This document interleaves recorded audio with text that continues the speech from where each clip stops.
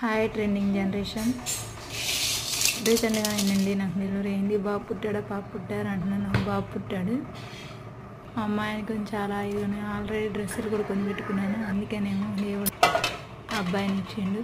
దేవుడు అడిగిన వాళ్ళందరికీ అన్నీ ఇవ్వడు కదండి, ఏదో అలా అలా పోతూ ఉండాలి కదా. మా వారైతే ఈసారి కూడా అబ్బాయి గురికి వస్తామని చెప్పి ఆఫీస్కి వచ్చేసారండి. ఈసారి మా అమ్మాయికి దించుకున్నాను చెప్పి దేవుడు ఇచ్చింది దక్కుదల ఎవరిస్తే వాళ్ళనే అని చెప్పి చేసేసారు. ఇప్పుడు ఆడపిల్లలు లేదని చాలా బాధపడిపోతున్నామండి. అన్నీ ఉన్నమ్మా ఏదేసినా బాగానే ఉంటుందని చెప్పి చాతుర్యం ఉంది కదండి.